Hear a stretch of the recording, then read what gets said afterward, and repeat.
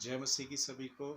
Hello everyone, आशा करता हूँ कि आप सब ठीक होंगे अपने अपने घरों में and you are really keeping well and safe. एक वचन है जो मैं आपके साथ में बांटना चाहता हूँ। तो मैं आई एम रीडिंग फ्रॉम आइजाया 61, यशाया 61 1 से। हे द्वीपों, मेरे सामने चुप रहो, देश देश के लोग नया बल प्राप्त करें। वे समीप आकर बोले, हम आपस में न्याय के लिए एक दूसरे के समीप आएं। किसने पूर्व दिशा से एक को उभारा है, जिसे वह धर्म के साथ अपने पांव के पास बुलाता है। वह जातियों को उसके वश में कर देता है और उसको राजाओं पर अधिकारी ठहराता है। वह अपनी तलवार से उन्हें धूल के समान और अपने धनुष से उड़ाए हुए भूसे के समान कर देता है। वह उन्हें खदेड़ता और ऐसे मार्ग से जिस पर वह कभी न चला था, बिना रोक टोक आगे बढ़ता है। किसने यह काम किया है और आदि से पीढ़ियों को बुलाया है? मैं यहोवा, जो सबसे पहला और अंत के समय रहूंगा, मैं वही हूँ। यहाँ पर जब इजरायली लोग बेबीलोन में बंदी बनकर रह रहे थे, बेबीलोन का राजा जो था नबूकदनेस्सर, वो आकर उनको उन पे चढ़ाई करके उनको बंदी बनाकर ले गया था, उजाड़ दिया था यरूशलेम को और मंदिर को उसने दूषित किया था। मंदिर के अंदर से चीज़ें सामान सारा लेकर वो चला गया था। और बेबीलोन एक बहुत बड़ा साम्राज्य हुआ करता था तब। शायद आज जैसा अमेरिका है वैसा एक बड़ा साम्राज्य, पूरी दुनिया के लोग, देश उससे डरते थे। और यहाँ पर यशाया उसके बीच में, उस बंधुआई के बीच में एक भविष्यवाणी कर रहा है और कह रहा है कि परमेश्वर कहता है कि मैं पूर्व से एक दूसरे राजा को तैयार करूंगा और उसको उठाऊंगा, और वो आएगा और वो सभी को हिला के रख देगा। उसका साम्राज्य इतना बड़ा हो जाएगा और सारे राज्य जो है वो अपने अधीन कर लेगा और सब लोग बौखला जाएंगे, सब लोग गड़बड़ा जाएंगे। और जब हम आज पीछे देखते हैं इतिहास में, तो ये जो भविष्यवाणी है ये पर्शिया का जो राजा था साइरस, उसके बारे में है। इसका जिक्र एजरा में है और एक दो और किताबों में भी है। ठीक है, तो पर्शिया का जो राजा था उसने आकर चढ़ाई की बेबीलोन पे और उस सब को अपने बस में कर लिया। उसके बाद में परमेश्वर ने उसके दिल को बदला और उसने एजरा को भेजा मंदिर को बनाने के लिए, इजराइलियों को भेजा। और उसके बाद में हम देखते हैं नेहमाया जो था, उसका अगला जो राजा था, उसने नेहमाया को दीवारों को बनाने के लिए भेजा। और मैं ये सब कुछ क्यों बता रहा हूँ आपको, क्योंकि एक पॉइंट जो मैं आपको बताना चाहता हूँ वो ये है कि हमारा परमेश्वर इतिहास को डायरेक्ट करने वाला परमेश्वर, ही गाइड्स द हिस्ट्री। उसने पूरे इतिहास को वो पहले से देखता है, उसने रचा है, उसने इसकी योजना बनाई है। वो है जो इतिहास में एक राजा को उठाता है, उसको बड़ा सामर्थी बनाता है, अपनी योजना में उसका इस्तेमाल करता है, और वही है अपनी योजना में उसको नीचे भी ले आता है, दूसरे साम्राज्य को उठाता है, लेकिन वो है जो अपने लोगों को संभाल कर भी रखता है। तो हमारा परमेश्वर हर एक समय में, हर एक युग में वो राज करता है। राजा आते हैं और चले जाते हैं, लेकिन वो हमेशा राज करता है, सबसे ऊपर वो बैठा है। ये जानने की हमें बहुत ज़रूरत है। इस समय भी जो स्थिति है, पूरे दुनिया के देश हिले हुए हैं कोरोना वायरस के कारण, और सब कुछ बहुत ही अनसर्टन लग रहा है, सब कुछ लॉकडाउन है। इस सब के बीच में हमें ये जानना बहुत ज़रूरी है कि हमारा परमेश्वर हिला नहीं है। इतिहास के इस पड़ाव के बारे में वो पहले से जानता था, and he has planned everything, he guides the history. हमारा परमेश्वर इतिहास का परमेश्वर है। वो इतिहास को अपने हाथों में रखता है। जैसे आप चेस खेलते हैं, शतरंज खेलते हैं, आपके सामने मेज पर रखा होता है और आप अपनी उंगलियों से राजा को या बादशाह को या रानी को या घोड़े को या प्यादों को आगे पीछे करते हैं। उसी तरीके से परमेश्वर के सामने सारी पृथ्वी और सारे देश रखे हुए हैं और वो बहुत ही आसानी से उनको जहाँ चाहे वहाँ पे घुमाता है, क्योंकि पूरा बड़ा जो पिक्चर है वो देख सकते हैं। अनंत काल का राजा वो है हमारा परमेश्वर। तो इस समय भी ये जानना बहुत ज़रूरी है कि हर कोई हिला हुआ है, लेकिन हमारा परमेश्वर जानता है वो क्या कर रहा है, और उसका एक बहुत बड़ा मकसद है। आपका परमेश्वर का बहुत बड़ा मकसद है। और इसके आगे वो कहता है कि देश देश के लोग जब बौखला जाएंगे तो वो अपने लिए सोने चांदी की मूर्तें बनाएंगे और वो बहुत सारे और धार्मिक काम करेंगे। वो अपने अंधविश्वास में बढ़ते जाएंगे और वो इन सब चीज़ों के पीछे लग जाएंगे, एकता में आकर कि आओ हम किसी तरीके से कैसे हम बचें, इस विपत्ति से हम कैसे बचें। लेकिन फिर कहता है कि मेरे लोग जो हैं उनको मैं बचाऊंगा, जो मेरे नाम के कहलाते हैं। याकूब, इज़राइल जो मेरे नाम का कहलाता है, जो मेरे अपने लोग हैं, परमेश्वर कहता है मैं उनको बचाऊंगा। ठीक है, और मैं आगे पढ़ूंगा वचन 8 से। हे मेरे दास इज़राइल, हे मेरे चुने हुए याकूब, हे मेरे मित्र अब्राहम के वंश, तू जिसे मैंने पृथ्वी के दूर दूर देशों से लिया और पृथ्वी की छोर से बुलाकर यह कहा तू मेरा दास है, मैंने तुझे चुना है और तजा नहीं। मत डर क्योंकि मैं तेरे संग हूँ, इधर उधर मत ताक क्योंकि मैं तेरा परमेश्वर हूँ। मैं तुझे दृढ़ करूँगा, तेरी सहायता करूँगा, अपने धर्ममय दाहिने हाथ से मैं तुझे संभाले रहूँगा। और फिर वचन 14 में कहता है, हे कीड़े सरीखे याकूब, हे इज़राइल के मनुष्यों मत डरो, यहोवा की वाणी है मैं तेरी सहायता करूंगा, इज़राइल का पवित्र तेरा छुड़ाने वाला है। देख मैंने तुझे छुरी वाले दावने का एक नया और चोखा यंत्र ठहराया है। तू पहाड़ों को दांव दांव कर सूक्ष्म धूल कर देगा और पहाड़ियों को तू भूसे के समान कर देगा। तू उनको फटकेगा और पवन उन्हें उड़ा ले जाएगी और आंधी उन्हें तितर बितर कर देगी, परंतु तू यहोवा के कारण मगन होगा और इज़राइल के पवित्र के कारण बड़ाई मारेगा। और यहाँ पर कह रहा है कि मेरे लोग, अब एक चीज़ वो बार बार दोहरा रहा है, अब वो बंधुआई में है, ठीक है, और भी ज़्यादा डरे हुए हैं, और कहता है कि मेरे लोग जो हैं तुम्हें डरने की ज़रूरत नहीं है। और वो बार बार दोहराता है, मत डरो, भयभीत मत हो, मेरे लोग तुम्हें डरने की जरूरत नहीं है। Do not fear.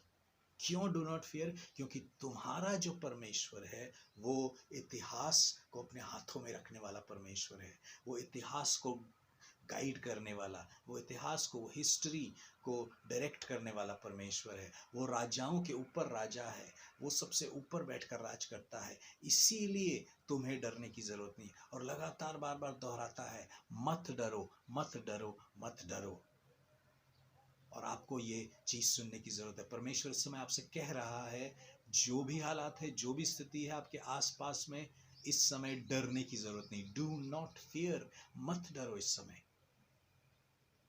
और आगे वो एक इंटरेस्टिंग वर्ड यूज करता है इज़राइल के लोग, कहता है कि हे कीड़े सरीखे Yakub, you worm Israel, you worm Jacob. अब कीड़ा क्यों कह रहा है? कीड़ा इसलिए कह रहा है क्योंकि एक कीड़ा जो होता है बहुत ही डिफेंसलेस होता है। एक कीड़ा बहुत ही डर में रहता है। एक कीड़ा हमेशा बचने की कोशिश करता है। एक कीड़ा कभी किसी और को बचा नहीं सकता, वो खुद बचने की कोशिश करता है। कोई भी किसी भी समय आकर उसको कुचल सकता है, कोई भी उस पर अटैक कर सकता है। वो हमेशा कहीं ना कहीं पे बचाव की कोशिश करता है कि कहाँ पर वो बच सके। हेल्पलेस होता है, होपलेस होता है एक कीड़ा, बहुत ही कमज़ोर होता है, बहुत ही नाजुक होता है एक कीड़ा। और परमेश्वर कह रहे हैं तुम्हारी हालत एक कीड़े के समान है। आज जब ये सब कुछ हो रहा है दुनिया में, बहुत सारी न्यूज़ हम सुन रहे हैं कि जो संख्याएं हैं, जो आंकड़े हैं इन्फेक्शंस के, वो बढ़ते जा रहे हैं, ग्राफ ऊपर की ओर जा रहा है। और हम लोग सोच सकते हैं, क्या हम सुरक्षित हैं? क्या मैं सुरक्षित हूँ? लॉकडाउन हूँ, अंदर हूँ, लेकिन क्या मैं सुरक्षित हूँ? क्या सब्जी वाले से या इससे या उससे मुझे तो नहीं इन्फेक्शन लगेगा, मेरे परिवारों को तो नहीं लगेगा? और क्या होगा, मेरे परिवार का क्या होगा? लॉकडाउन बढ़ गया है, आगे क्या होगा? और हम सोच सकते हैं लॉकडाउन के बाद क्या होगा? क्या मेरी नौकरी मुझे मिलेगी दोबारा से? कहीं तनख्वाह में कटौती तो नहीं होगी? मेरे बिजनेस का क्या होगा? हमारे बच्चों के स्कूल का क्या होगा? क्या हमारे देश की स्थिति कैसी होगी? हमारे देश का जो आर्थिक हालात हैं, जो इकोनॉमी है, वो नीचे जा रही है, तो ऐसे में क्या होगा? हम सब के साथ में हमारे देश के बहुत सारे गरीब लोग जो इस समय भूख से मर रहे हैं, उनका क्या होगा? और बहुत सारे ऐसे विचार आ सकते हैं। कल ही कोई मुझसे पूछ रहा था, क्या सब कुछ पहले जैसा हो जाएगा? और इस सब के बीच में हमें ज़रूरत है कि हम अपनी नज़रों को उठाएं और देखें उसकी ओर जो सबसे ऊपर बैठा है, हमारा परमेश्वर, आपका परमेश्वर। और वो आपसे कहता है मत डर, मत डर, मत डर, डू नॉट फियर। और दूसरा चीज़ आगे चल के वो कहता है, जो गरीब हैं, जो भूखे और प्यासे हैं, वो मेरे पास आएंगे और मैं उनको तृप्त करूंगा, मैं उनको अच्छे भोजन से, I will satisfy them with rich food, मैं उनको अच्छी चीज़ों से तृप्त करूंगा, मैं उनके खेतों में धान उगाऊंगा, मैं उनको ब्लेसिंग्स दूंगा, मैं उनको प्रोडक्टिव करूंगा। परमेश्वर कहता है, आगे पढ़ना आप जब आपको समय लगे तो, यशाया 41। और मत डर, मैं तेरे साथ हूँ। दूसरा चीज़, मैं तुझे संभालूंगा। लॉकडाउन के दौरान, लॉकडाउन के बाद भी तू अपना भरोसा मुझ में रख, मत डर, मैं तेरी देखभाल करूंगा, मैं तेरी हर ज़रूरत को पूरा करूंगा, मैं तुझे अच्छी से अच्छी चीज़ों से तृप्त करूंगा। तुम सब लोगों को, परमेश्वर कह रहा है अपने लोगों को, कि तुम्हें घबराने की ज़रूरत नहीं है। चाहे जो भी हो, दुनिया की इकॉनमी डगमगा जाए, लेकिन परमेश्वर अपने लोगों को संभालना जानता है। आमीन। अब तीसरा चीज़ वो कहता है कि तू जो कीड़े के समान है, डरा हुआ है, मैं तुझे डरने की ज़रूरत नहीं है, और मैं तेरी देखभाल करूंगा, मैं तुझे संभालूंगा, मैं तुझे फीड करूंगा, मैं तुझे तृप्त करूंगा। लेकिन फिर वो कहता है कि तू जो कीड़े जैसा है, मैं तुझे लूंगा और तुझे ट्रांसफॉर्म करके एक, इंग्लिश में कहते हैं थ्रेशिंग स्लेज बनाऊंगा, हिंदी में है दावने का यंत्र बनाऊंगा। एक कीड़ा के लेकर, अब कीड़ा जो है वो उसको डिफेंस की ज़रूरत होती है, बचाव की ज़रूरत होती है। अब वो बचाव से लेकर वो कहता है कि मैं तुझे ऑफेंस की तरफ ले जाऊंगा, मैं तुझे ऑफेंसिव बनाऊंगा, डिफेंसिव से ऑफेंसिव बनाऊंगा, बचाव से आक्रमण करने वाला, एक एक्शन लेने वाला बंदा बनाऊंगा।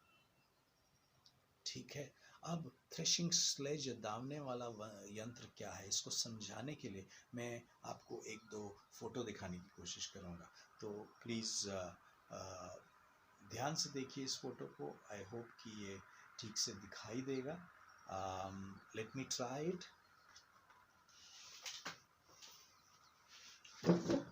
ठीक है, तो यहाँ पर आप देख सकते हैं,